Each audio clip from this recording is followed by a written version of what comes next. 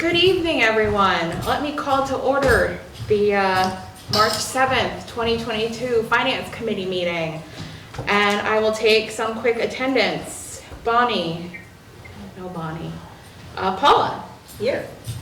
Kevin Snyder. Here. Michael Fiore. Or Michael. Joe Parker. Here.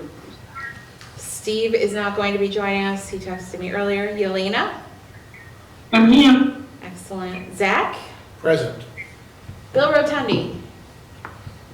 Yep. I see you. And Kevin Bugaj. Bonnie's on now. Here. Did I say your name correctly, Kevin? Bugay, but Bugay. everybody says it that way first. Okay, well, I want to say it correctly, so thank you. Got it. All right, we're going to see how this hybrid lifestyle works for us, and if it is less than optimal, we'll figure something out later. And Mike. If everyone, Bonnie has joined also. Yes. Oh, Bonnie has joined. Nice to see you, Bonnie. Hi. If everyone on Zoom could mute, please, when you're not speaking, so that we don't get any feedback, because you're turned up to a very high volume here in the house. So thank you for that.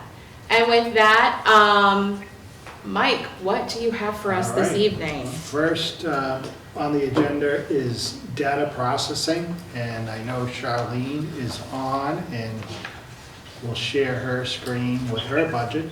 All right.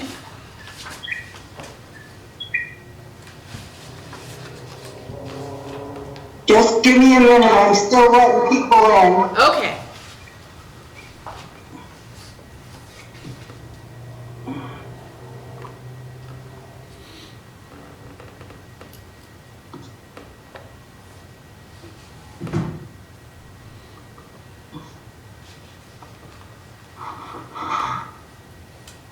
Oh yeah, look at all these people joining.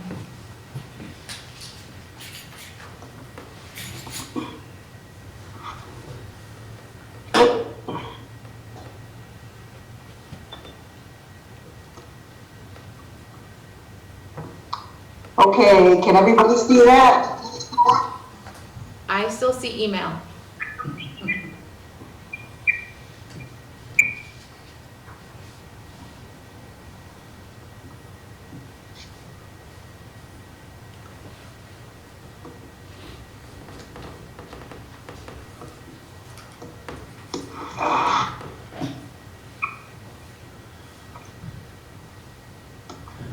Excuse me, Joe, did you not join with audio? I'm not on Zoom at all. Okay, thank you.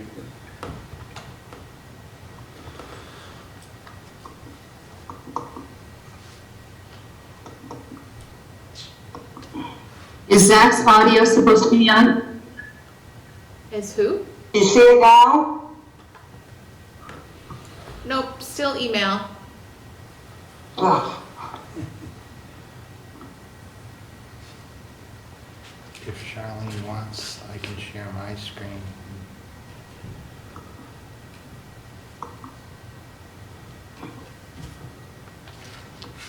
I should have never shut it off.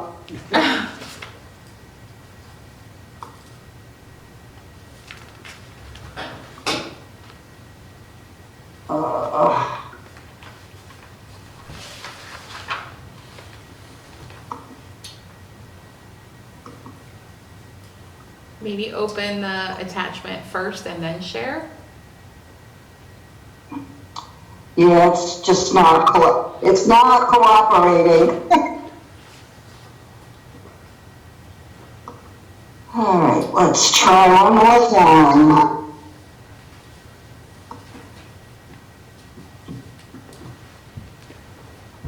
Charlene, There it is. I've got it up. Oh, you beat me. See, I'm trying to do too many things at once. Yep, I'll move as you tell me. Okay. Hang on. Let me get back in. Okay. All right, has everybody had a chance to review this? Or no? At a high level, I think yes. These first two pages are just the summary pages. So, the If first, you, Mike, if you want to move down the expenses, and they're crooked. Can you rotate them, I Mike? can. Give me a second. I'm getting such terrible feedback and I don't know why. Oh, that's strange. Everything sounds fine in here. Yes. Yeah, it's not fine from here. Oh, really? Okay. Is Zach's volume supposed to be on? Okay, this will probably explain better, Without audio. the expenses. The first thing you'll notice in the 5241, which are the radios, there's a significant drop there, because most of the radios are off warranty. They're so old that they are no longer under warranty. So the only thing I can do is time and materials. And that's if they can be repaired. Some of them are too old to be repaired. So that went down significantly. The next is the telephone repair, the alarm repair. That LW bills is for the old fire alarm equipment that was in communications that's now in the basement of the fire department. Ocean State Signal is for the sign that's out in the front of the station. Hopefully, when the road gets finished and the sidewalk gets finished, we'll be able to work on that light. It's been damaged for quite some time since that storm came through a few years ago. Okay. Next up, it was Panet. We no longer use Panet since the communications went to SEMREC. So, hold on 1 minute. So that's now no longer needed. Professional services, these are for agreements and subscriptions for all town.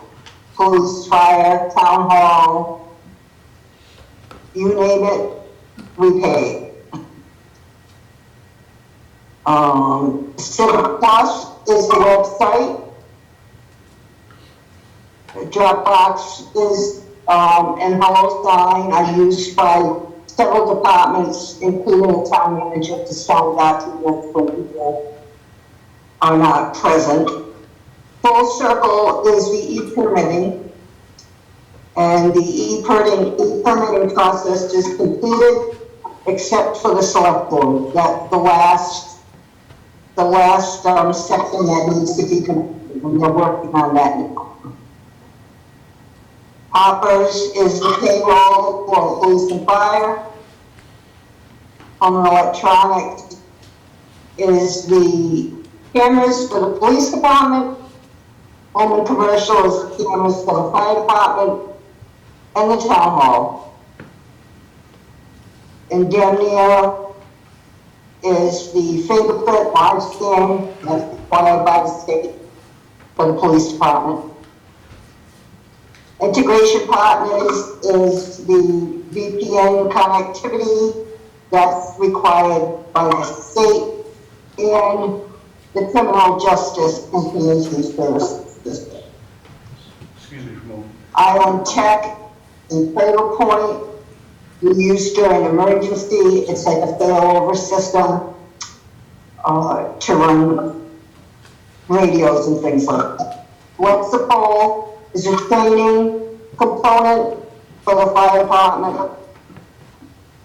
Local Intel is an economic development tool for planning, zoning, and economic development. That's on the website. MSAB Investigations is a new software package for the police department. Charlene, can I ask you It's to hang on 1 replacing- second? Sorry to interrupt, Yeah. I just wanted to offer that I could put another set of mics there to see if that would help. This is the one that was supposed to cancel out the feedback, and the other ones would be the way they were, to see if it's an improvement, or we can live with the way it is. Can they hear us? Yeah, how's the audio coming through for you, Charlene, and for everyone else? It's terrible. Great. Well, I that's, don't know why I'm echoing. It's Is that- me. is that the Because mic right there? Yeah. everybody Is that else too is close to the muted. I can see except for me Ask- and you guys in the Norton Media Center. Is it from us that's And bad? it's probably because I'm connected and it's causing a terrible feedback. Mike, do you wanna, I'm Charlene, gonna mute myself. Do you wanna go through the rest of this and see if it gets rid of that? Charlene, can you mute on there and then join another device? and while Charlene is muted, Bonnie, is it better now that Charlene's on mute, hearing us in the room? Or is there still a lot of feedback? You guys are fine. It's us that are remote that I can hear twice. Oh, Oh, because the mic's right there. It's feeding back in. So I can put the other mics and they can be right on top of you, but that was a complaint before. I'm more happy to do that, just take me a moment. what? What was the complaint about the mics? Either? Feedback. Well, we're not, they say that they can hear us fine from here. It's the people that are talking that they're getting feedback. People from home that are talking. Is that because the TV volume is on though and it's feeding back into the microphone? It doesn't pick that up. The feedback is happening because when a person on Zoom speaks, the sound is coming through the media center. Every time I talk, the Norton Media Center screen lights up like they're talking. Oh, it is picking us up. Interesting. Well, I can move. So either we can mute the media center or we're gonna turn something down. Oh, we've been muted. I just muted the media center. How does it sound now? Now they won't hear you. Can you hear me? Now it's much better. But can you hear Yeah, see, me? that's what's happening. It's the people sitting at the table, we're talking, and it's going through the laptop that's there, because I can hear everything clear as a bell now. Can you still hear us here? No feedback at all. Charlene, No. Charlene, Why don't you continue on then, Shirley? Very I'll good. turn it on when she. Okay. Did you want me to switch out the What if mics? we talk through your laptop mic? Does that, if you unmute yourself on there, Mike? does that- Okay, we were at local intel, which is for the planning and economic development on the website. The MSAB cell investigations is for the police department. It's a software replacement for Cellbrite, which is what they used to use. MX is subscriptions and anything else that has to do with our computers, our servers, anything that's required by the state for backups, all our certificates, our remote storage, our remote firewalls and things like that. Silence is our attack framework. And now you're into agreements. These are our antivirus, our spam and email archiving, which is required by the state. Reflexion, which is the email encryption. We only have that for 5 people in the building. And it's end-to-end encryption. So they use it for payroll and treasurer collectors and Mike and Michelle. Dropbox, they're used by 17 users in the building. AD Audit Plus is something new from the state. For CGIS, it's a self-auditing requirement that they have put into effect. That came in last December. Our field service contract is 12 hours per week, $13,260. The IBMs, the servers, the firewall, and the core switch, the RDS server, and the external monitoring. NFPA is training for the fire department. Pictometry is the imagery that the assessors are using. We're going to be in the second year now, so they're going to be doing another flyover. PMAN Corporation is capital management, online policy management for the police department. They use that to keep their certification up. Rate mobile safety, that's the alerting for the town. Emergency alerting, it goes out over, you have a choice, it goes out over email or Twitter, or emergencies can go out over the phones or cell phones if you have them registered. So this is year 3 of our 5-year renewal. So we're good on that for 2 more years now at that price, and then I'm not sure what's going to happen. Target Solutions, Crucents. This first section is for the police department. The second part of it is for the fire department. It's scheduling software, and the fire department portion has vehicle checks, station checks, and a drug safe tracking management function. Wells Fargo is for the large printer that's up on the second floor. They use it for planning. It's really a plotter, does the large prints. Zobrio was formerly Data National. That's our financial software used by the accountant. And that's our Zoom for all these meetings. The regular Zoom and the other one for the webinars. Telephones, that's hard to pin down because included in that is all of the wireless and all of the Comcast expenses, and they usually have an increase in the middle of the year.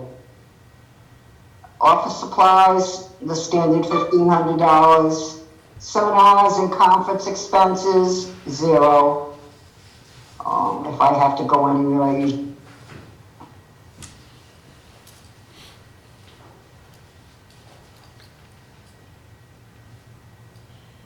Charlene, you're muted. sorry. The last item is my equipment. This is the annual upkeep, including replacements, planned replacements, emergency replacements. The only thing in equipment that is not part of something internal is the generator, the gas supply for the generator at Cottage Street. That's our radio backup. And that's a listing of the expenses, comes up to $415,000.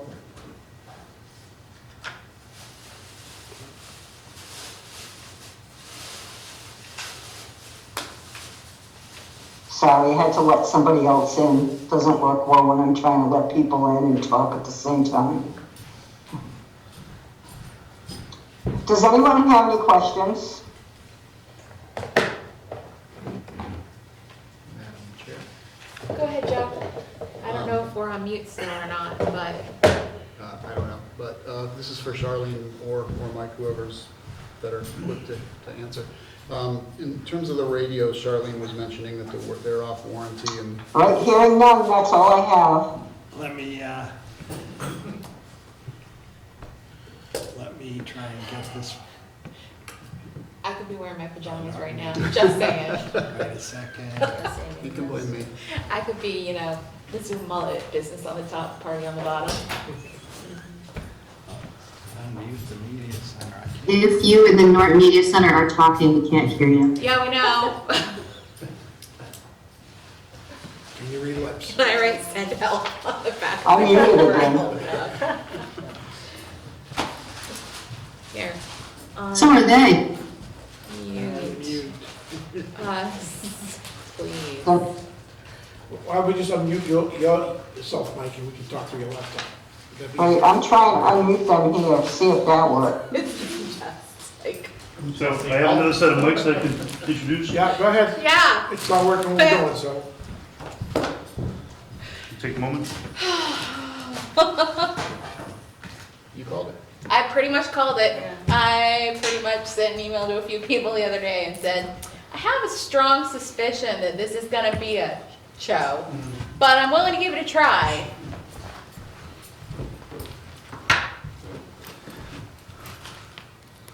Can you try and unmute yourself from,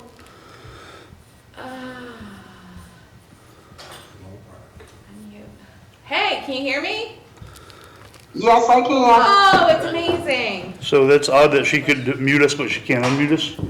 That is very strange. Joe Parker, I believe you had a question for Charlene. I did. I'm gonna swap out the mics though. so Okay, we'll give give Shane 2 seconds to swap out the mics. Thank you. See if there's an improvement, it's the same, what have you.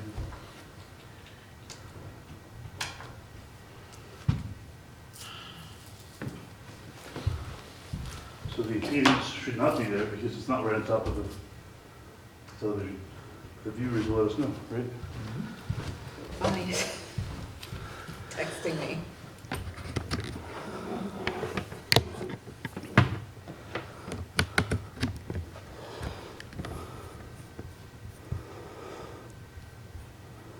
Thank you, Shane. Yes, you're welcome. Is that better?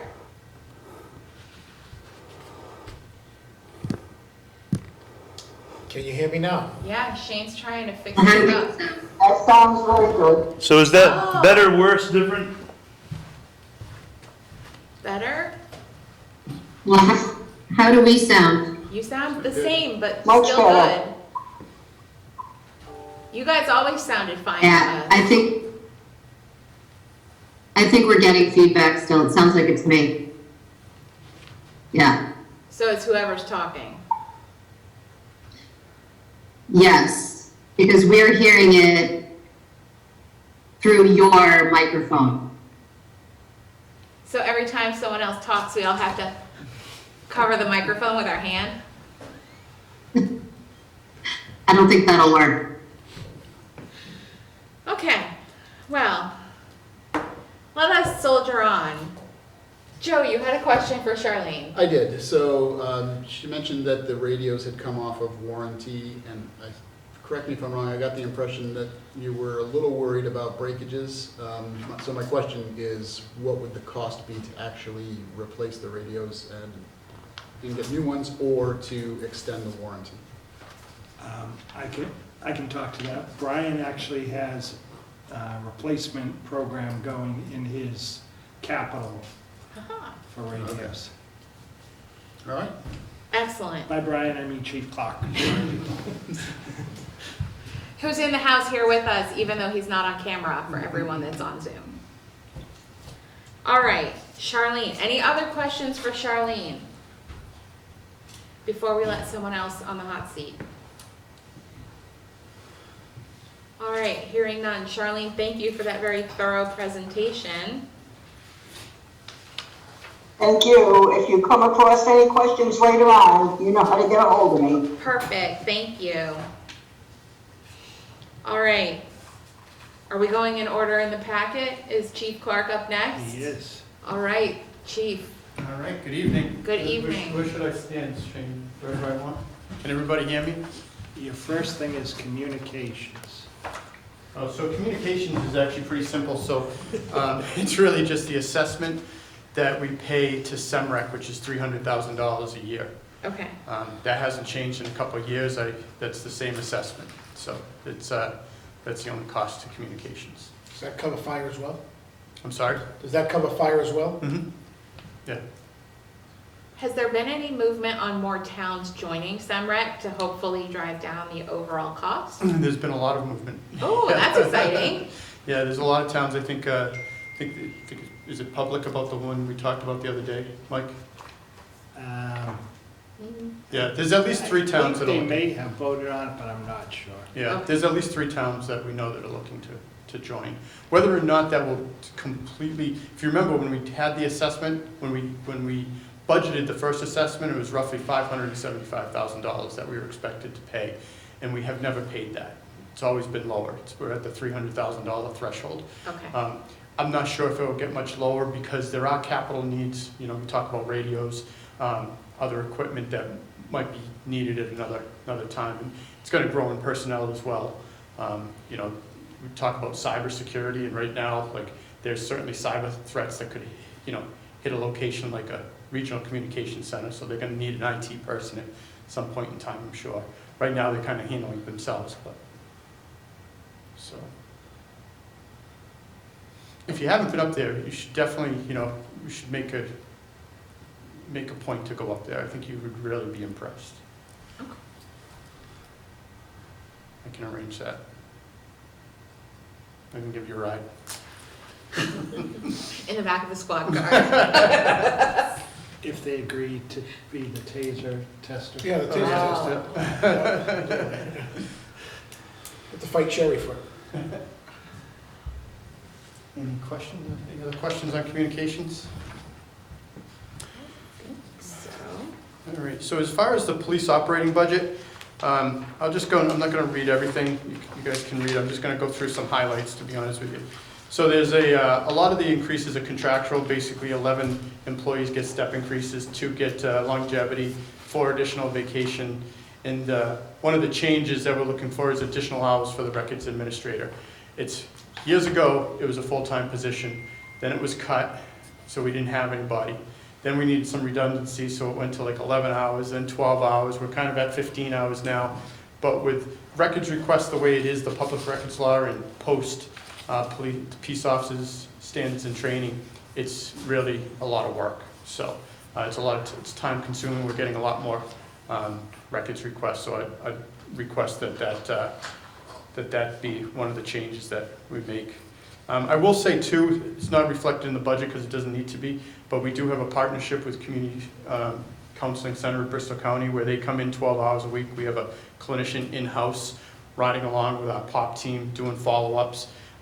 She's available basically 24/7, which is really, when you talk about mental health and opioid addiction and follow-up, it's really really groundbreaking, to be honest with you. So we are looking to get a grant through DPH. We're looking to sign on with Rainham to get a grant that might make that even more hours, up to full-time. So that's awesome. So, you know, as far as the operating budget, just a breakdown of where we stand with personnel services expenses on this page. The total increase of the budget over last year is $152,000. That's a request. So kind of on the next page, there's contractual increases for salaries. So we do have 2 school resource officers. One that the school does a cost sharing with. They pay about 75% because the officer's there 75% of his time. It's not reflected in a budget here. They don't necessarily pay for the officer, but they take it and put it on a Schedule 19, which is similar to health insurance. It's kind of a cost that they take out of the school budget and put in theirs. The other school resource officer that we have in the middle school comes out of my budget, and it's just an expense. So they both do a fantastic job, and really lucky to have them both, and we have a great relationship with the school. So, Madam Chair, Go ahead, Zach. what do you do with these, the officers during the school breaks and the summer vacation? Are they on patrol? So they will be assigned to a patrol shift. They do take, if you think about it, you know, school's 180 days. They really don't take vacation time during the school year, so they take it during the summer. So they are assigned to a patrol shift in a patrol car, but they do take vacation time primarily during the school year. during the summer months. And it's the same officer every day at like the middle school and high school? So we have the Assigned same, school resource officer at the high school, and we have one at the middle school. The high school officer does the Yale school, and then the middle school does the other two elementary schools. But it's the same individual? Same individuals. If one's out, Sergeant Dennett is the primary at the high school, Patrolman Robichaud is the primary at the middle school. And if one's out, then the other one is basically the one covering. So if something happens at the high school and Sergeant Dennett's out, then they would call Patrolman Robichaud. So it's a lot busier than you'd anticipate it being, you know, maybe not in a bad way, but as a preventive way, so. So then there's the chief's salary, which is my salary, the increase over last year. The overtime that is projected is basically the same overtime, just kind of wanted to make a point of it. It's the same overtime we've asked for 3 years. It really hasn't been funded. I'm going to guarantee it won't be funded fully again this year. But it's really where I think we should be. I will make an overtime assessment. You know, we are down 3 officers. So when you're down 3 officers, we had 2 deaths and another one leave. It's, you know, there's only so many bodies and, you know, you have to fill the shift, so it's going to create more overtime. So, so that's kind of where we are with that. Really, on the next page there, just the slight increases in longevity. Fringe benefits is a decrease, incentive pay is an increase, and those are kind of contractual. Special police is a larger decrease. Basically, the special police, with police reform, we can never hire another special police officer again. It'll never happen, the way the training is set up. So as people have left, we hired one of the specialists full-time, he's in the academy now, one left to go to a job in Texas. So we literally have 2 true special police officers left working shifts. So, and there's not a lot of shifts that get to them. A lot of the officers take the overtime, so there's a decrease in that. Then we go kind of into expenses. Some of the highlights here: uniform and clothing is a contractual increase. The next page is slight increases in contracted services and educational supplies. There's a lot that we do regarding books and community policing, and there's just a production cost that's been increased. So on the next page, we get to ammunition. There hasn't been an increase in this for several years, and I've been trying to hold the line, but if you see kind of what's going on around everywhere in supply and demand and people's requests for you know, license to carries and things, it's tough to get ammunition. It's definitely a backlog, and it's getting costly. So it won't necessarily happen this fiscal year, but in the next fiscal year, I can see an increase there. We're likely going to go over the amount, but it'll stay within the budget. So on the next page, training. So in your packet, I gave you kind of an overview of the post. I've talked about it before in your meetings. I know you have some new people. I don't know who they all are yet. You know, I certainly, like I've always done, I welcome anybody to come down the station, do a ride along, talk to me. I know a lot of people have done that in the past, and I think it's been beneficial. It's very fun too. So training, you know, what we saw, certainly with 2 officers dying, that we really need to, I say this all the time, but it even became more prevalent this year. You know, when Bledsoe goes down, you got to bring in Brady, and we need somebody, and we need those backup people. We need them to get trained. And the training has been literally at $9,000 for a long time. Training is expensive. It's just something we need to do. I'm not sure if it would be fully funded at the amount I request, but I think you know, you're going to see that we're spending that money right now. So, you know, kind of the same page. Dues is a slight increase, basically for mass accreditation. They went up, and the equipment has remained the same. I did want to maybe go back 2 pages, Mike. 3 pages to page 6. So one thing I wanted to talk briefly about is repair, maintain vehicles. We have been at $23,000 for a long, long time. And I think we're fine there, but I will tell you that the highway mechanic has been assigned to the National Guard, so he's not there right now. So a lot of the cars that we need fixed have to get shipped to another mechanic, which is obviously, we're not necessarily paying an hourly rate or labor where we do when we have to ship it to another outside mechanic. I can talk a little bit when we move to capital, but like today, we have 6 cruisers down today alone. So Keith's great, and he got a couple of them in queue to take care of, but it's just, that's one of those line items, and supply and chain, and we've been there for a long time, so I just wanted to kind of mention it. So.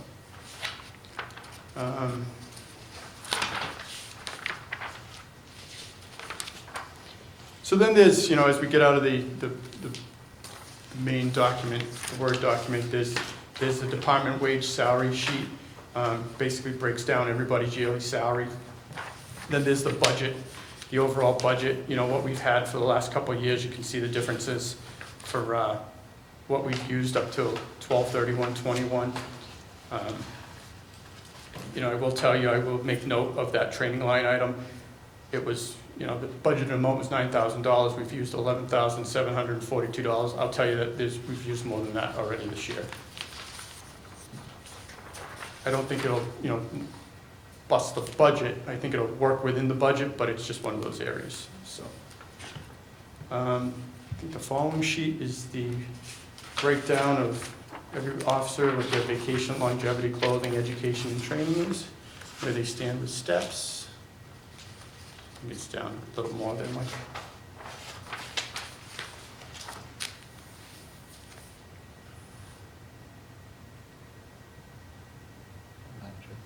Yes.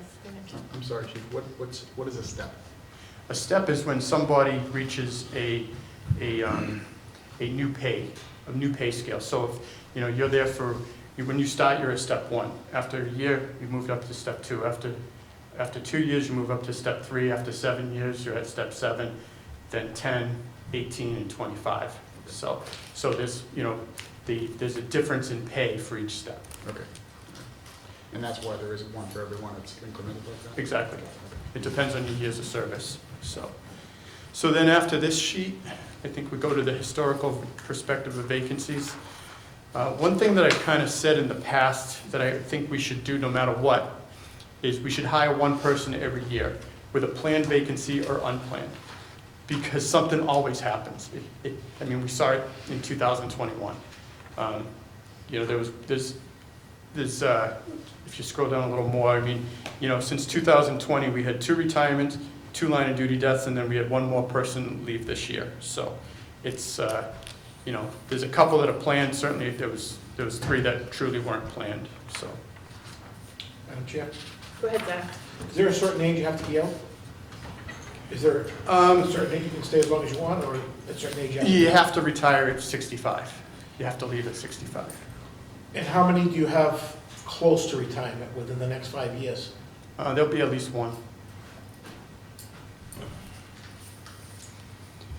But there's been people who have left, like have transferred to the state police, or transferred to Framingham Police, or transferred to Mansfield Police. That is a last minute, you don't know it's really coming. It's in that person's mind, and you don't know it's coming. So. Madam Chair? Go ahead, John. Correct me if I'm wrong, I seem to remember from last year's process that you were having difficulty finding qualified people. Is that improved at all? So the new civil service list came out in September, and we started the process in December. So we're at we have good candidates right now. We're at the top of the list, if you will. But I was telling the town manager yesterday that, you have to do the application, you have to have an interview, you have to do a background check, you have to do a physical agility, a medical, and then what's called a PAT. And you can't get into an academy before you can't even sign up for an academy before you do the PAT. So we had a recruit candidate last week pass the PAT. So we go to try to get them into the academy, and you can see over the course of the day there was 14 spots, and there's 10, then there's 5, and we got them in with 4 spots left. But do you know when that academy is? It's July 25th. is when it starts. is when it starts. And it goes for how many weeks? It's 22 weeks. Oh, wow. Yeah. So you're 6 months out, 8 Yeah. months out? Yeah, so it's a long process, and that's why I say, like, you know, we should, even though it might not be necessarily reflective sometimes in the budget, but we should look to hire somebody every year so we're ahead of the game, so, Yeah. Madam Chair. Go ahead, Zach. So we paid to put them through the academy, correct? yes, And they collect a salary while they're in the academy? yes. So what is their commitment to the town So- at that point? So they sign a form that they have to stay for 5 years, or they have Okay. to pay us back some, not their salary, but they have to pay back the academy fee and some expenses and stuff. Now, Mike, I know we're gonna get to Sean later, I don't know if he's listening or not, but I know Sean was having some issues. Does the fire department get 5-year agreement too? I'll ask him when he gets, but I don't know if that's a blanket. Yeah, they did get an agreement with the people that they're putting through right now, paramedic school.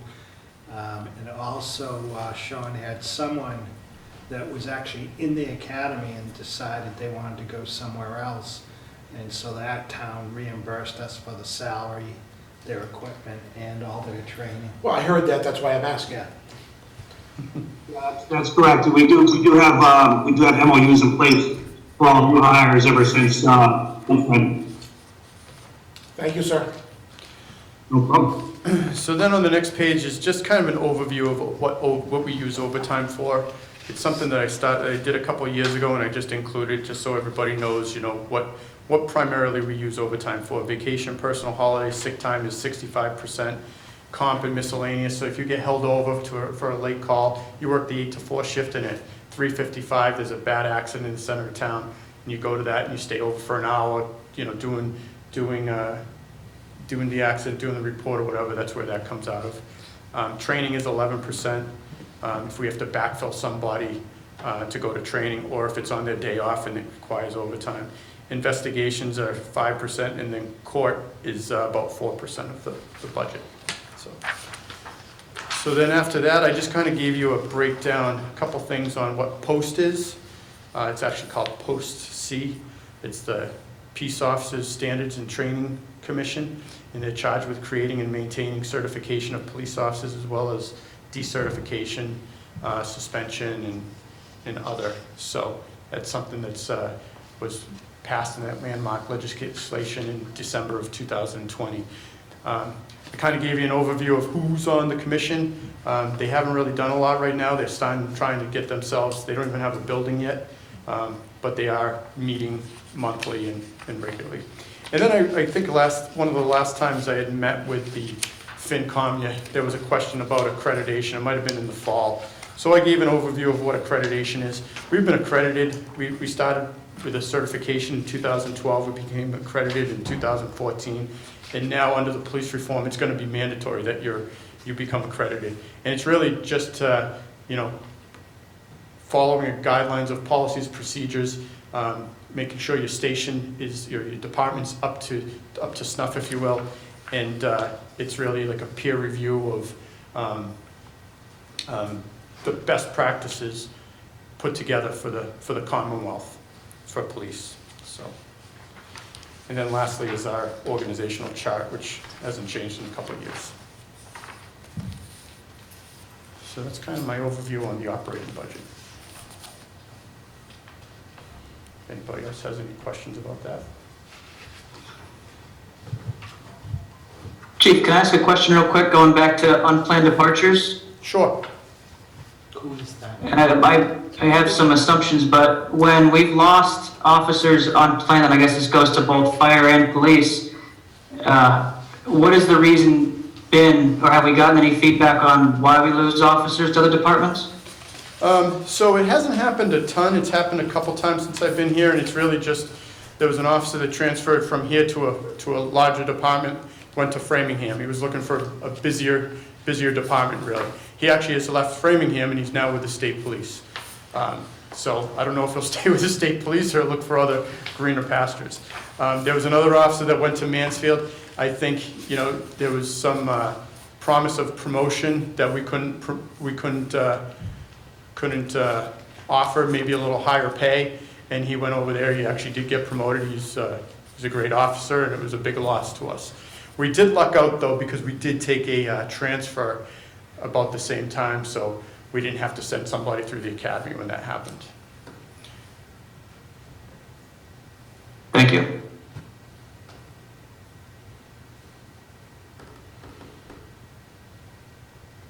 Any other questions for Chief Clark?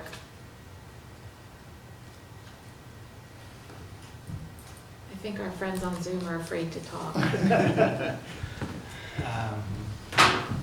try and find Ryan's capital plan for everybody. Oh, right.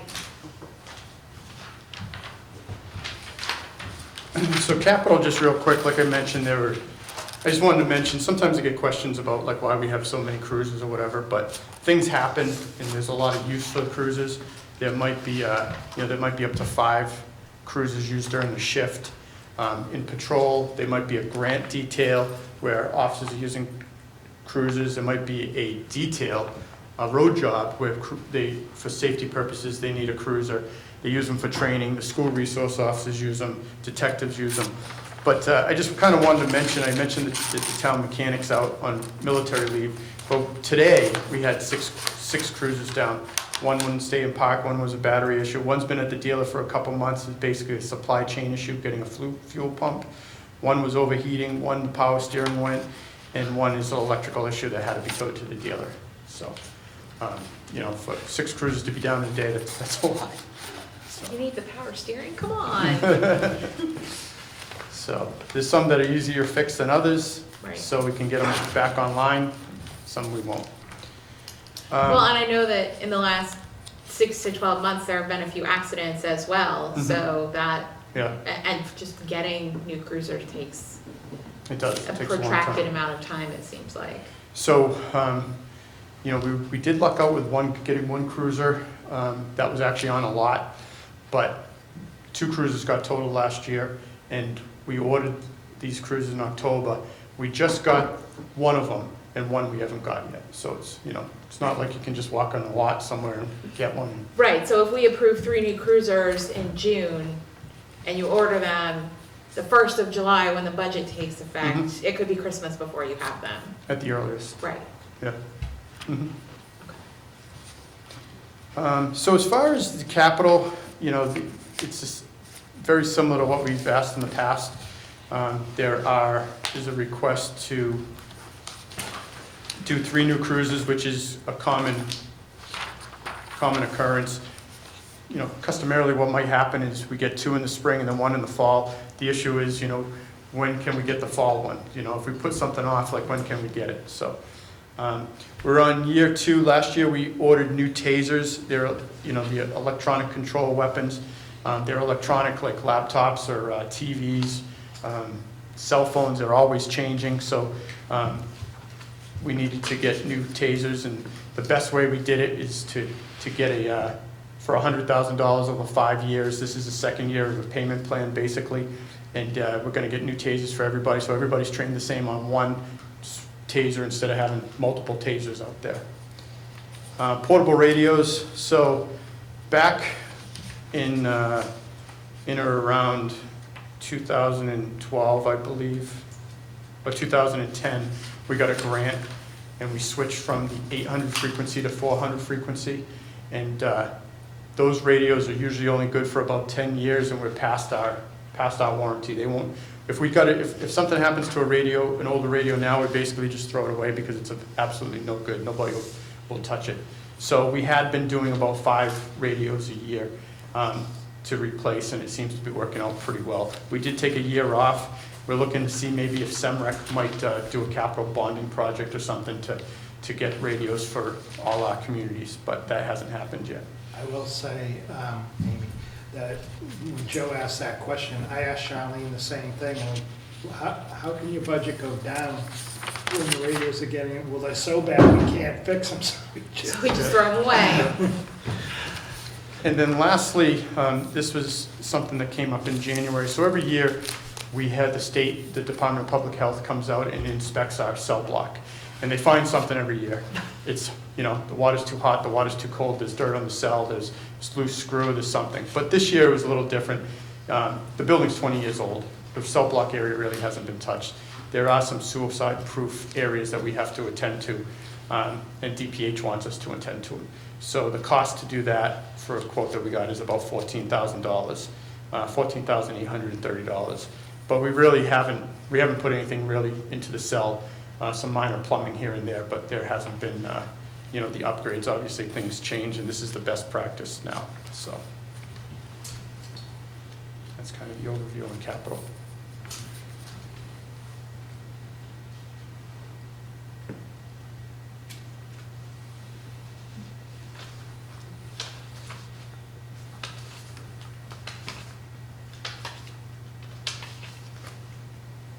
It's like a zillion pages of stuff. So in there is, all the quotes that we got, just to show the cost comparison to what we're requesting.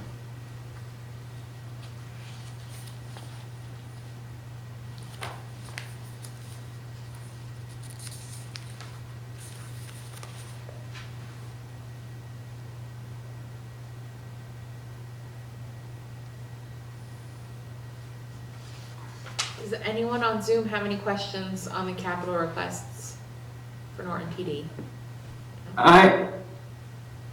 I'm trying to, the three quotes for the three cruisers from McGovern Municipal, 2, and 1 from CMG is about 110,000, but the capital request is for 168,000.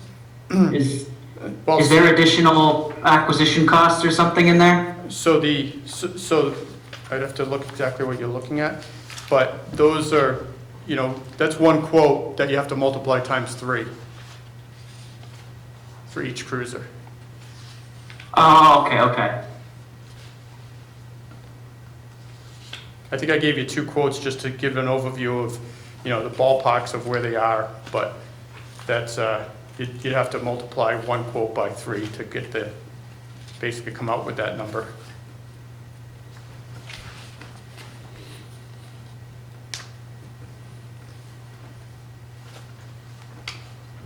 Any other questions? All right. Hearing none. Thank you very much. Okay, thank you. Have a good night. Have a good night. Have a great night.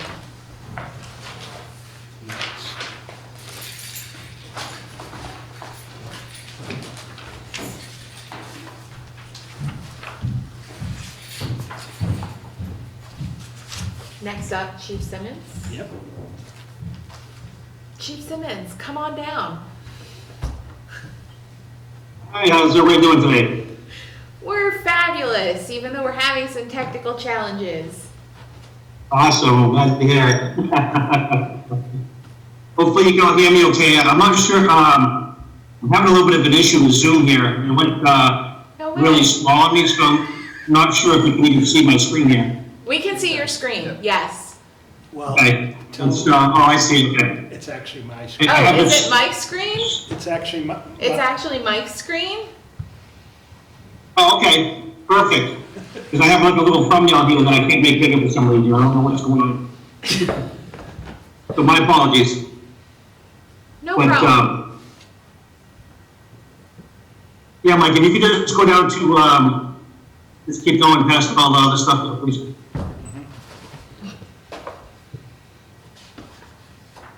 Like 4 more pages down, probably.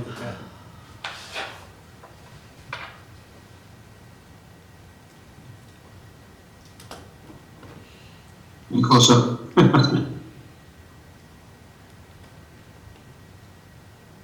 Keep going, keep going. All right, give me a second. All right.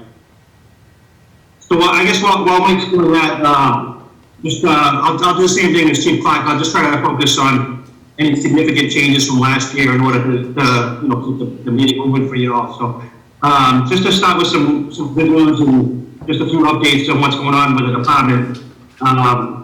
We've been doing really good with grants so far this year.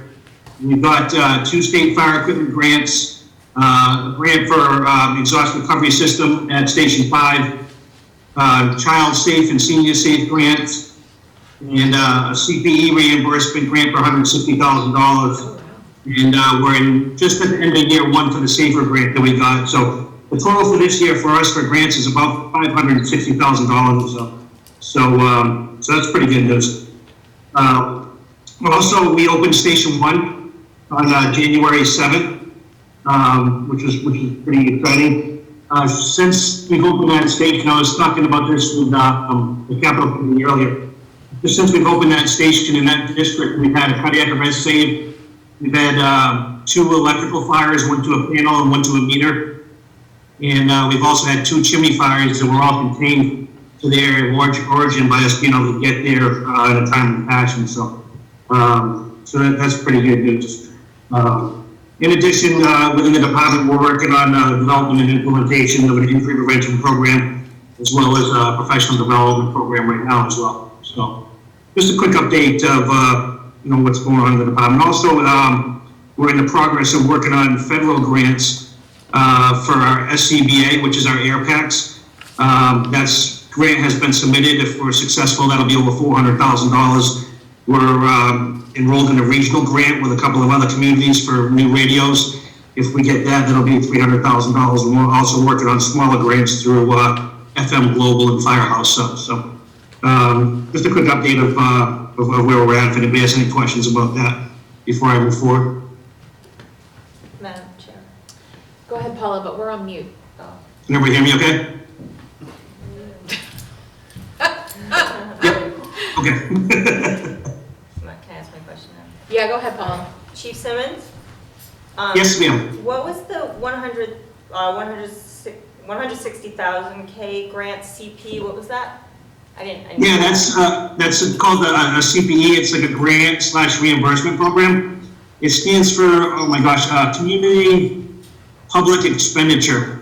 It's money that we can basically go after for Mass Health and Medicare patients, and it's supposed to help offset because they don't pay very well, and that's supposed to help offset some of the operating expenses, the salary expenses, to make up for that.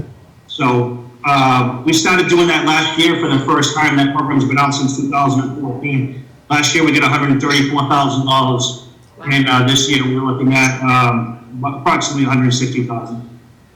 Great, thank you. Yeah, no problem. That's perfect, Mike. One more page out.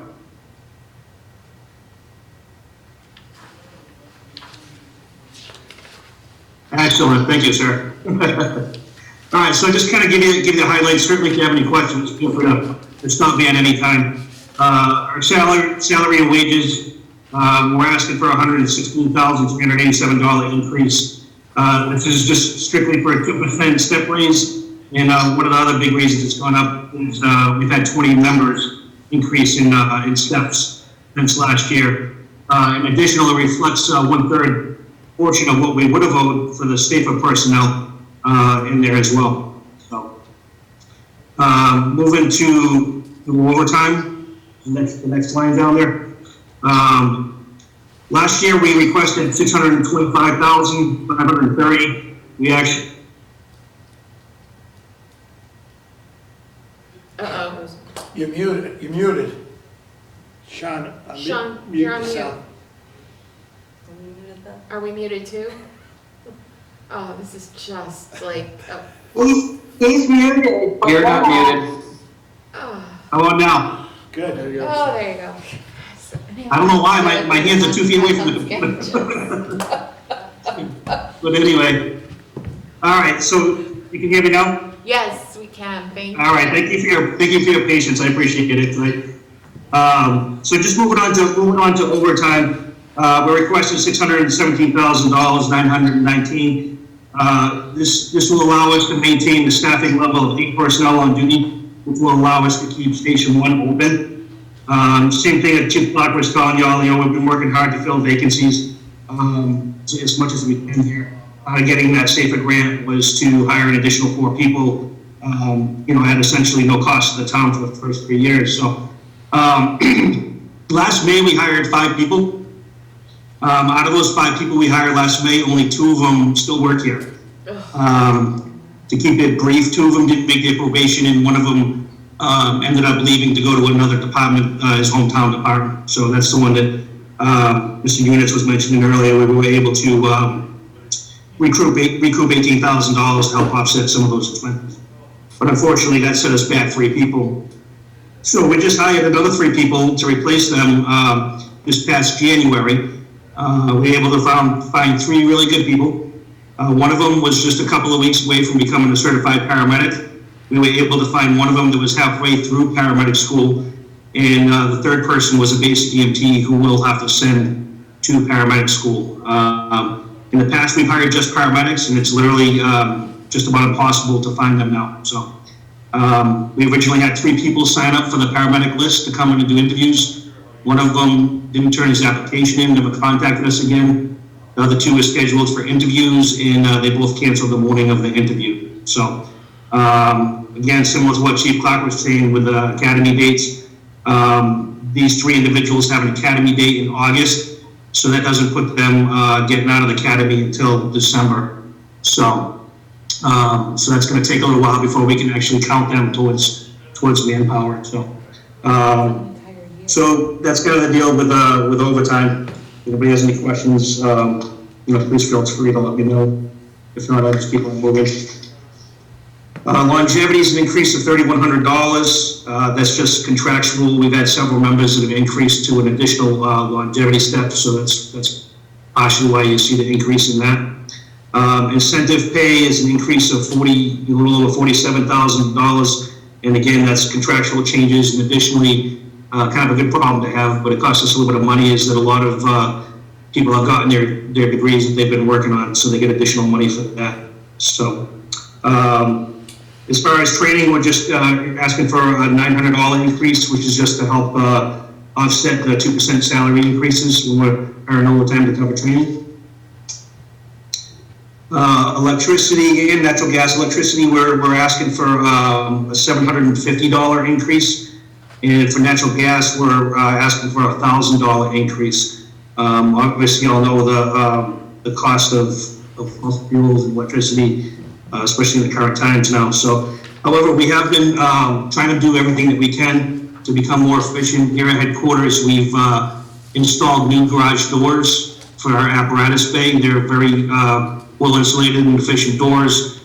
We're just about ready to install radiant heating, and we've also added fans ceiling in the apparatus bay as well to help keep the heat down and keep it cool upstairs, so we're not running the air conditioner upstairs in January from the heat in the apparatus bay. So as far as Station 1 goes, we're working for improvements to try to increase the heating efficiency up there as well.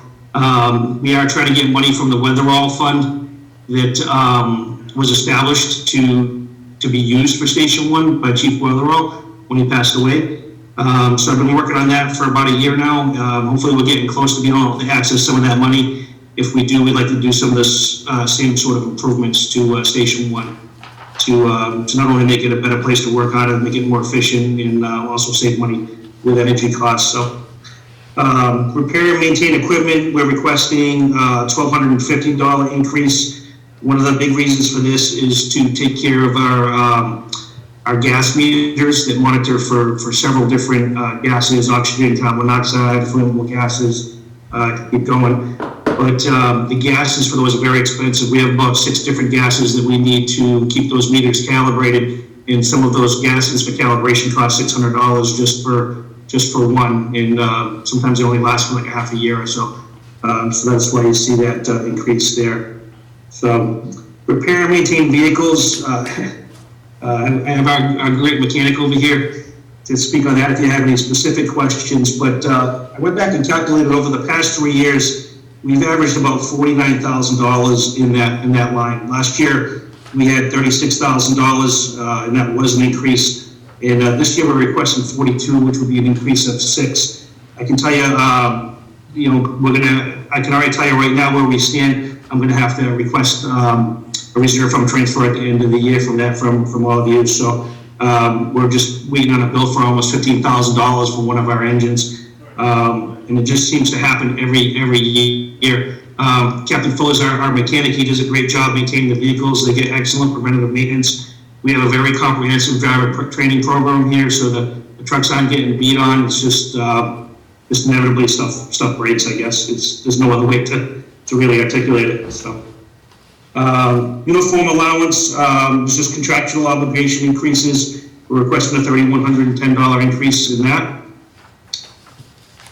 Professional services, we request, it's actually going to go down by $3,600. However, it did go up last year to cover deputy assessment center that we did conduct. So, however, I was hoping to be able to decrease that by most of that amount. But the standards just changed, and now we need to do air quality testing, not only for the building, but for our compressors that fill our air tanks for breathing air and fires, and that has to be done quarterly now. So what I've calculated is that amount, and that comes out to still a $3,600 decrease. Seminars, we're requesting an $1,800 increase. A lot of the seminars previously were canceled. We just got back from a really good one in Worcester last week, and it's just very valuable to be able to go to those conferences and learn from speakers on a national level. It's really good for development of our young officers and the experienced ones alike. So, however, the cost of those conferences has gone up as well. So that's the reason for that increase. Educational assistance, we're asking for a $3,750 increase. Quite honestly, this account was already in deficit when we were halfway through the year. This is ministry reimburses individuals when they take classes. Each member is allotted up to $3,750 per year. So it's really one of those things that we do not have any control over. It's good, on one hand, it's good that they're going to school, but on the other hand, if a lot of people go in 1 year, it's kind of an unfunded liability as well. Dues and memberships, we're requesting a $900 increase. This is just directly offset the cost of the memberships have gone up.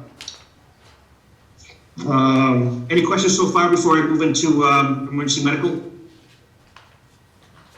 guys have any questions? Because we're on mute, so. Can everybody still hear me? Yeah. Yep. Okay. Yes. Just making sure I didn't go on mute or put everybody to sleep at one time, I don't know. Okay, so I'll move into emergency medical. There's not a whole lot here. We're asking for a $1,000 increase for telephone and communications. And this increase is mainly to cover increases with communications and data expenses that transmit diagnostic data to the receiving hospitals. We're required to have modems and that sort of stuff in the ambulance that can transmit high quality EKGs and ultrasound to the hospitals. So training, we're asking for a $250 increase. However, this went up significantly. I want to say by about $32,000 last year, and it didn't go down. But what we're going to do is what we'd like to do, I should say, is this money that we had put in last year was to pay for 2 members to go to paramedic school, kind of anticipating that we would not be able to find paramedics during the hiring process. While that was actually true, we weren't able to get the paramedics that we wanted. We're not going to need to spend that money until the next fiscal year, because like I told you, they're not going to graduate the fire academy until December. So it would be my intention just to turn that money back this year, and I'm just re-requesting it for next year, if I could. Lastly, educational assistance, we're asking for $2,150 increase in that. And that's just to cover biannual recertification for CPR, advanced cardiac life support, and pediatric advanced life support certification cards, which are pretty expensive. And that's all I have for emergency medical expenses for you. And then the last thing, just emergency planning, emergency management. We're just asking for a $500 increase overall for that budget. And with that, I'll open to any questions.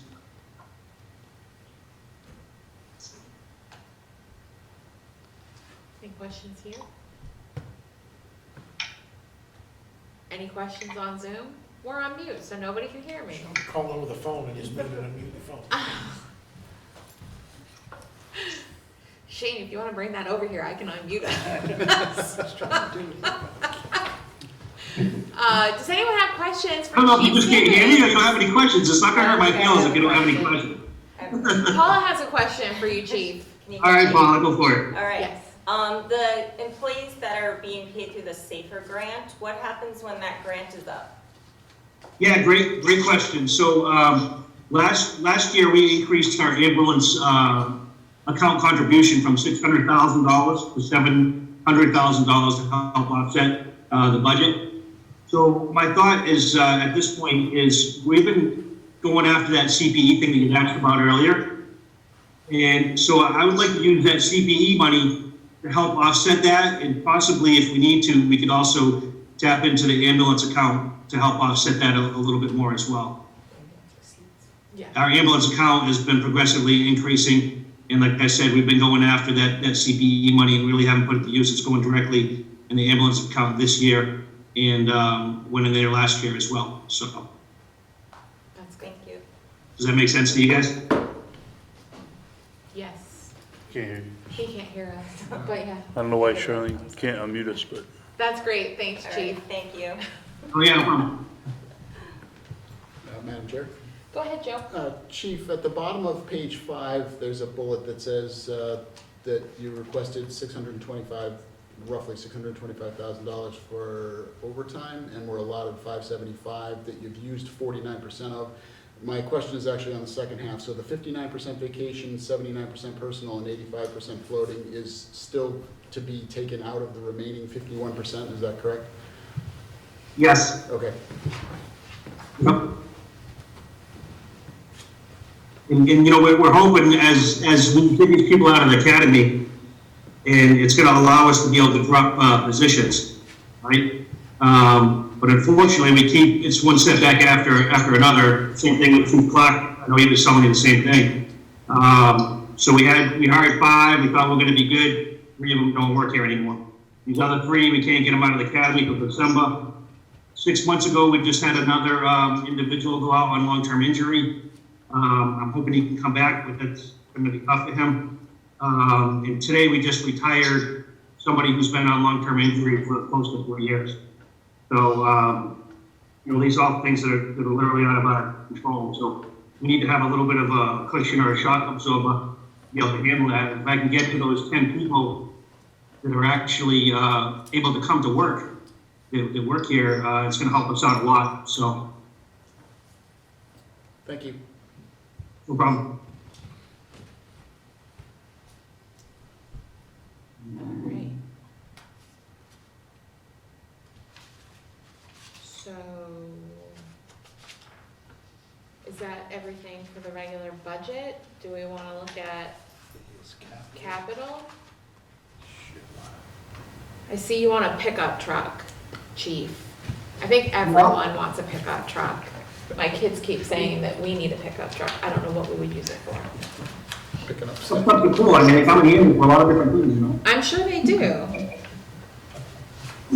There's a lot of songs about them too.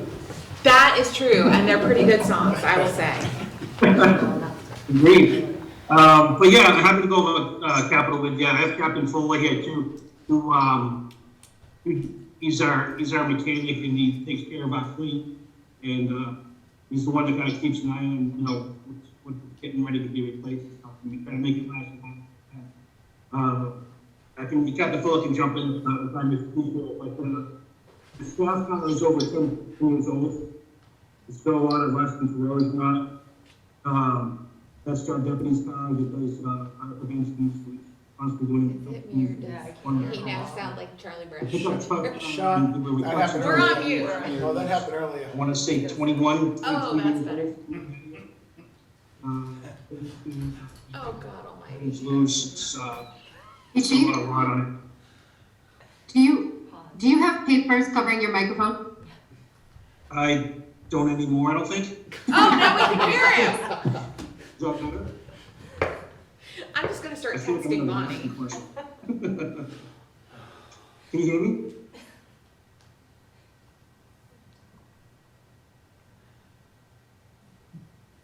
You sound a little bit muted, Chief, since you moved your mic. I moved your camera. Can you hear me now? Yes. Much better. Yes. Okay, thank you. Sorry about that again. So hopefully you heard me. I was just saying the pickup truck that we're replacing is 20 years old. Same thing. It's corroding. It's got a lot of rot on it. It's got some snaring issues. Structural firefighting hose, $19,000. We started that last year, I believe. And we're just trying to, over the course of the next few years, what we're trying to do is replace the hose on one fire engine per year for the next few years. So it's not a big lump sum all at one time. The brush pump skid that you see there is kind of an insert that goes into the back of our brush truck. And in that insert, it has a water tank, about 250 gallons, in addition to a pump that's on that. And by having that on a brush truck, it allows us to get into a lot smaller and tighter spaces where we really need to get to for brush fires. The one that we have now is over 20 years old, and whether we get the whole unit with a tank on it or not, at very least, we're going to need to replace the pump on there, which I hate to replace the pump on there and then try to have to replace the tank, next year. It wouldn't work well. So we'd like to replace the whole thing as a unit at one time if we could. The turnout gear, we were requesting $14,000 for. We've been doing that again, requesting, about that same amount every year. NFPA standards, individuals' gear is only good for 10 years. So we have to replace their gear after 10 years regardless. In addition, whenever we hire a new person, we have to outfit them with gear. And we try to keep everybody with 2 sets of gear so that if they go on a call, when they come back from that call, they can actually wash their gear. If you can imagine after a house fire, your gear is soaking wet. It's covered with sheetrock and plaster and melted wiring and whatever else might have been in there.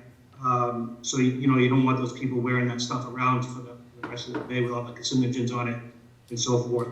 In addition, if their gear is damaged, if they don't have a spare set of gear to use, probably takes about 6 months or so just to send it out, have it repaired and get it back. Probably even longer nowadays. The turnaround time for new set of gear now is anywhere from 11 to 14 months, according to our vendor the last time I checked. And a new set of fire gear is pretty darn close to $3,500 nowadays. So, and then the last thing for capital request is just the 5th year of the payment for our pumper replacement. And I was mentioning to the capital committee earlier, and I kind of mentioned to you guys earlier as well, we are seeking, if you look to the bottom of our capital, you can see it, but there's some notations down there. One of them is the radio replacement that we have a placeholder for next year. We're in the process of trying to get a grant for that. Like I told you, the STBA replacement, we're in the process of trying to get a grant for. And the ladder truck that we have is projected to be replaced in 2025. And we kind of have to decide collectively, what we want to do with that. If we purchase a new ladder truck right now, if we were to order one tomorrow, it's probably in the area of $1.3 million. And that's just not super fancy one. I mean, you can spend $2 million on one if you want to get all the bells and whistles on it.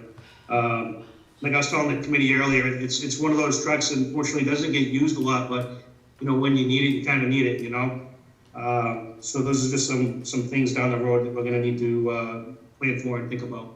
So that's all I have for you with regard to capital.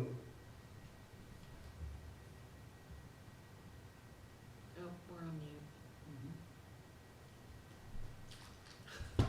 Sorry, Shane. Every time we have to come off mute, Shane walks across the room to unmute us. I think it's every time I share my screen, I think it. No, I think Charlene is muting us because they're getting horrible feedback when they speak if we're not on mute. Those should be able to unmute. I don't know why they're not able to. I don't know. Anyway, Chief, thank you for all of this information. I would imagine with the expansion of Blue Star and, some of the growth that's going on, that the ladder truck will become more important to keep in working order as time goes on. So that's true. Yep. Something to think about. Yes, that is true. I will say with Blue Star, a couple other positive things is Blue Star actually helped us out with purchase of a hybrid radio system, if you will, to receive fire alarm signals. So what we've done is started that transition process. So all new businesses actually have the radio box system instead of the old-fashioned hard wires on the telephone pole. So we're still working to transition over to that. Star purchased that equipment for us, and we're thankful of that. We have another cell tower being proposed in town. If that goes through, they're going to purchase some radio equipment for us in the police department. So there's some positive things going for us as well. That's great.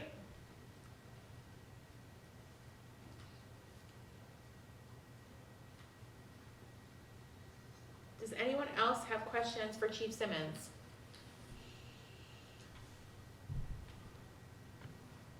All right, hearing none, I think we can let Chief Simmons off the hook for the evening. Thank you very much. Have a good night. You too. Bye-bye. All right. Next is Board of Health. Ah. And I'll share my screen.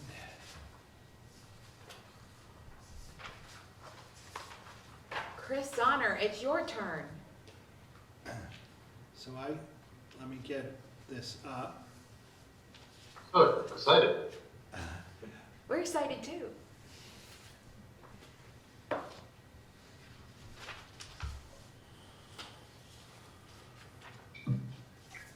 So the Board of Health, Yeah, you or me? That must have been you because my phone's on vibrate. that was, Was it you? I got an email. So the Board of Health budget, there's contractual increases in their salary line item, and their expenses stay the exact same. So their salary line item goes from 159,703 to 166,353, and part-time wages go from slight increase from $6,405 to $6,598. And then expenses stay the same.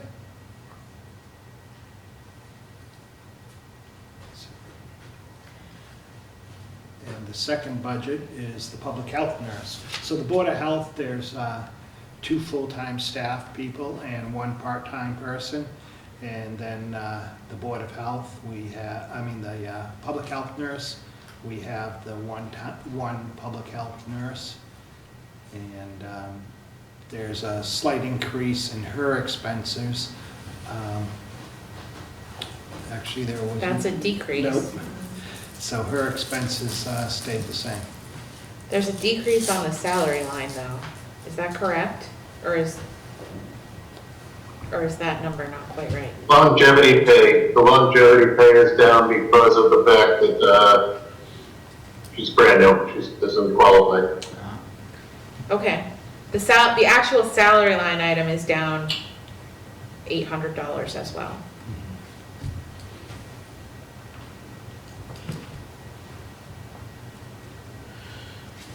I'm trying to look at it on my phone. For some reason, it Good didn't luck, print out earlier. it's tiny on the paper, I can't imagine looking at it on my phone. So, I don't know if this question is for Mike or for Chris, but I know that we had a ton of like CARES Act money, and then there was like the American Rescue Plan funds. I don't know, have we spent all of that money, or is there still things being funded with that? The CARES, that is over with. Okay, And American Rescue Plan, we're just in the beginning of planning. okay, We have 2 pots of money under that. A little over 2 million is our direct money, and 3 million something from Bristol County. And I know the select board approved a couple projects for the water and sewer department to come out of the Bristol County money the other day. And we're putting a plan together for our American Rescue Plan money on the town side. nice. So with the American Rescue Plan funds, Are the $2 million we receive just for municipal services, or are they shared between municipal and school services? It's the whole Or town. it's anything? Okay.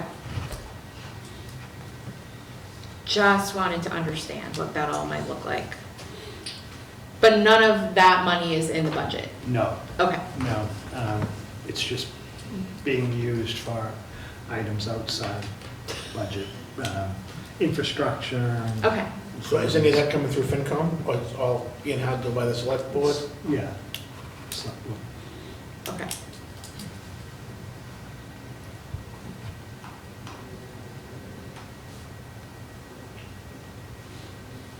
All right. All right, does anyone have questions for Chris on his budget? Can I ask, just being new, Sure. the addition of, I think maybe 9 additional line items in fiscal year '22, is that the result of a CBA or something underneath, is that underneath charges and expenditures? Just curious what the new accounts are for, or what prompted them. I'm not sure what you're saying there. I don't have 9 new ones. Yeah, I'm not seeing that either. There are a number of accounts that haven't been expended yet this fiscal year. Right. Well, so for instance, if I look at line, it's not numbered, but professional services, 1, 2, 3, 4, 5, 6 down, 5th down, under charges and expenditures, fiscal year 20, 0, fiscal year 21, 0, fiscal year 22, 2,000, not charged through 12/31, understand that, and then a flat for 23. So is that a new account created in fiscal year 22? No, there was no need to use professional services in fiscal year '22, but it was budgeted. So 20 and 21, it was budgeted, but there was no need to use it, so that's why you don't see any expenses there. That's what was expended. It was budgeted in FY '22 again for 2,000 and FY '23 for 2,000. All right, perfect, thanks. Any other questions on the public health, nurse, or board of health budgets? Madam Chair, just a follow-up to that. Would that money Sure. become turnbacks then and go back to Yes. free cash? That's correct. It would be turned back to free cash, yeah. Right, so just in the interest of explaining, because we do have a number of new people, any budgeted funds that are not used in the fiscal year are then turned back to kind of a pot that is the general fund. And at the end of the year, the town accountant certifies how much money has been unspent out of our entire budget. And that becomes our free cash number for next year, which, as our dear friend Tom DeLuca likes to say, is not free and is not cash. But it is the money we did not use this year that we can then roll forward and use to supplement next year's budget. So at fall town meeting, we will use that free cash to supplement or to fund things like the capital budget, everyone's favorite OPEB, stabilization, and any budget supplements that are requested.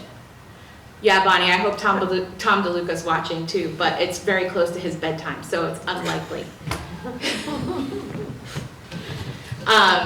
So that is kind of how we flex our funding from year to year to make sure that everything works the way we need it to.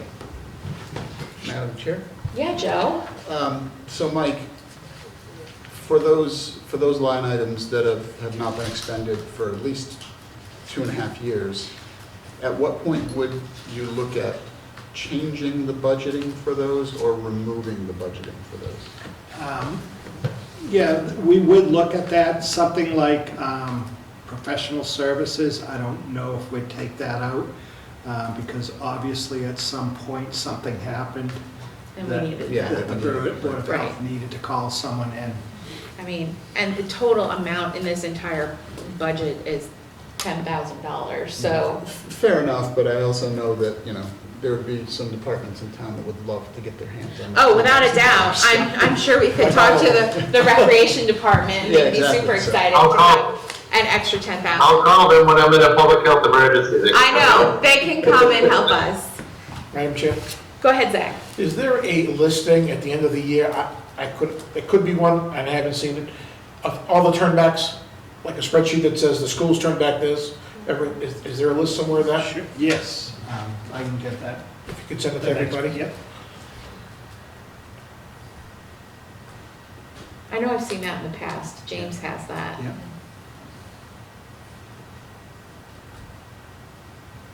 And I did forget one of sanitary landfill when Chris is still here. While you're looking for that, a lot of the turnbacks are things like health insurance and other insurance that we have to we have to budget for 12 months of health insurance, and every couple of years we get lucky and only have to pay for 11 months because we hit some magical thing where we get a 1 month rebate. So then we have an entire month of health insurance expense that we get to turn back. Or it doesn't snow? Or it doesn't snow, and then we have extra money that we didn't have to use for snow cleanup. Yeah. But those are usually the big dollar amounts, not the, $7,500 that the public health department didn't use. But James does break it down by every category, public safety, so we'll get that from him. Awesome, thank you. Sanitary landfill.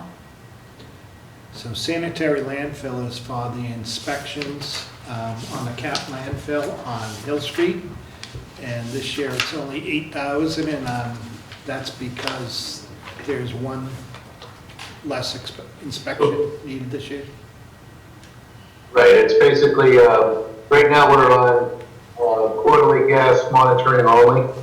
I believe it's next year, we're gonna have to do groundwater again, which puts it back up to that 12.9 that we did a couple of years ago. 2 years ago, so, but right now we're on just the gas monitoring, so it's 7,600 lump sum for the service, and we have 400 for incidentals. So it's totally 8,000.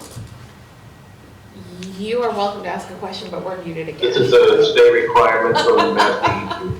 It's not something we really can get out of doing. Can you unmute us, Mike, or no? This is terrible. And you guys are on mute again. Yeah, the question is, do we do anything, any monitoring of any kind to the landfill that's on the Attleboro line there, that was radioactive and it was cleaned Oh, up? the SPAC. Yeah, that's what it was. The SPAC landfill is still part of an EPA. So, we don't do anything? No. It's all federal handled? Yeah. Okay. And we are happy to let them. Yeah, absolutely. Kristen's like, yes, we are. Sure. Go ahead, Joe. So, Mike, just for my own edification here, does this ever go away, or is this something we're gonna have to pay for ad infinitum? Chris can correct me if I'm wrong, but I would not think it would ever go away. We are hoping that the amount of testing that we have to do gets decreased over the years, but I don't know if it'll ever go away. 50 years maybe? Yeah, I don't think it'll ever go away, but we may be, instead of quarterly, we'll do it every 6 months. The frequency might change. Okay, thank you. I think I saw a chat from James that said that little health insurance vacation we got last spring is the one and only time that's ever happened. So please don't ever expect it to happen again. Thanks, James. We'll keep that all in mind. Alrighty, Cooper.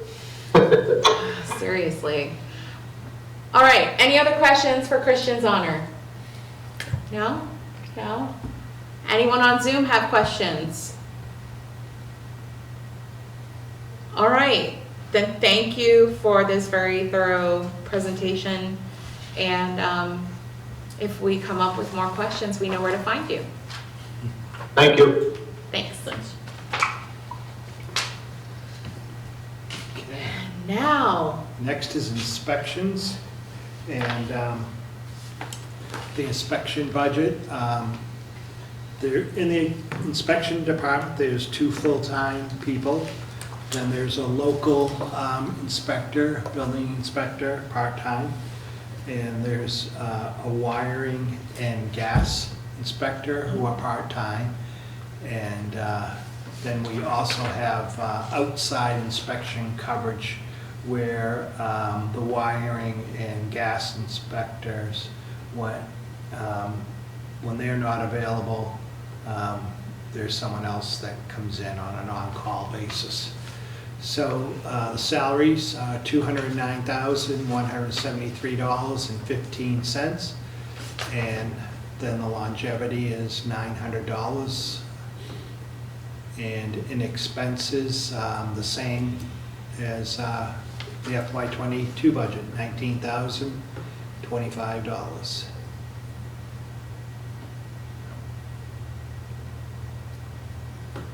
Does anyone have questions for Nick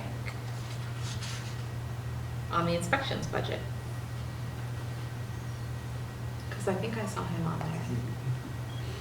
I'm here. Good evening, everybody. Good evening, how are you? Good, how are you? Great, we won't make you talk any more than we have to because we know it's pretty terrible. No, I'm fine. No questions? I'll ask one.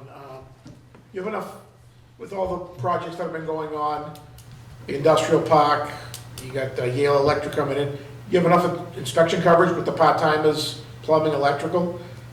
Or is that something, as the town grows, that's gonna need to be expanded? Currently, we're in good shape. Like Mike said, the part-time plumbing and wiring inspectors are on an inspection base, so as inspections are requested, they come in, and we've been keeping up. So we're in good shape right now, as far as I'm concerned.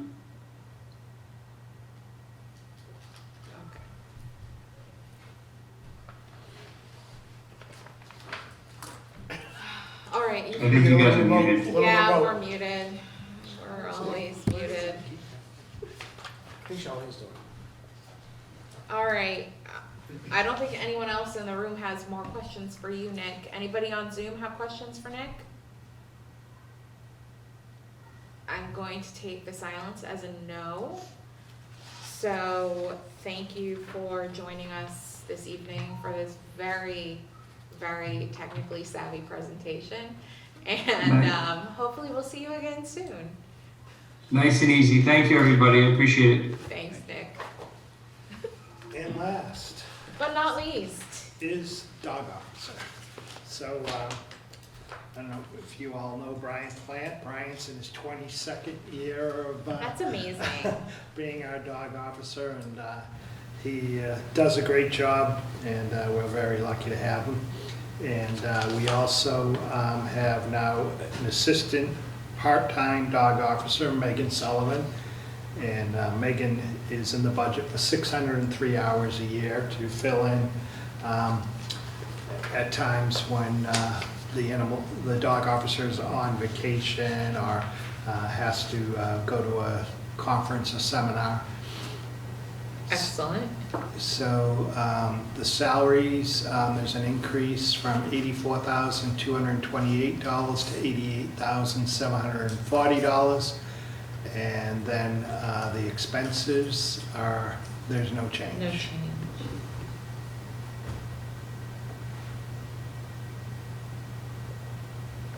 And in that budget for salaries, there's one of the increases is that the overtime, Brian's request is higher than last year's when it was 7,500 requested in FY22, and he's requesting $9,004 this year.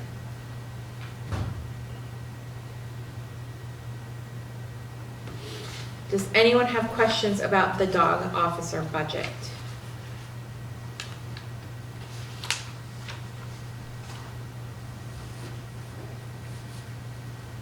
Hearing none. Also assuming there are none on Zoom. All right, I'm just gonna ask a question because I feel like I should. Why do we call it the dog officer and not animal control? I don't know why on the budget it says, I always call it animal control. Well, his job is clearly more than just being Yeah, the dog yeah. officer. Right. It's probably just the way the budget has been set up. Okay, just a throwback, all right. It makes it sound like it's a dog doing the job. It kind of does, Kevin. It kind of does. All right. I'll ask one on that, a little off topic, but about the dog officer. There was talk years ago about moving that, doing a No, land that was swap. the 9 Lives cat rescue. That wasn't the. But isn't it the same, it's the same area, isn't it? That same lot? There was talk last year Yes. in discussion to build a new animal control shelter somewhere else. In a And 9 do Lives. 9 Lives somewhere else, but it Died. really didn't go anywhere. 9 Lives wasn't that interested, so. Okay, so it's dead, okay. At least until it pops back up, as things tend to do from time to time. All right. Anything else? Not for me. All right. In the interest of being able to actually communicate clearly with everyone, I think we might table the minutes that are on our agenda to our next meeting. And now would be the portion of our program where we'll talk about our next meeting. So everyone on Zoom, have you enjoyed your experience tonight? Bonnie says no. All right, so I am going to make an executive decision that we're going to meet next week, everyone on Zoom. And when we can all communicate together on Zoom, then we will talk about how we'd like to meet going forward. But I'm going to argue very strongly that we need to either all be here in the room or all be on Zoom, because doing it this way has been quite the experience for all of us. All right? I mean, God forbid if we had the public at this meeting. Yeah, that would have been fun. Thank you so much. The Zoom will be so much better. We are here for you, Charlene. All right. So with that, we will table voting again on how we want to meet until next week. We will table minutes until next week. And do we have any other business on our agenda tonight?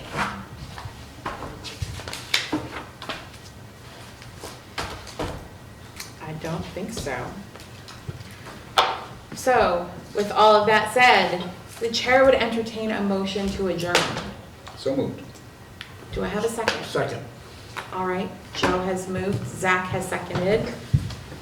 I will now run through the vote. Paula? Yes. Joe? Yes. Zach? Yes. Kevin Snyder? Yes. Kevin Bouguet? Yes. Oh God, people are moving. Bonnie? Yes. Yelena? Yes. And I am also a yes, so that is Yes, Bill. I missed Bill Rotundi. Where are you? There you are. He said yes, even though we can't hear him. Okay, that is a unanimous vote to adjourn. Thank you all for your patience and grace this evening, and we will do better next week.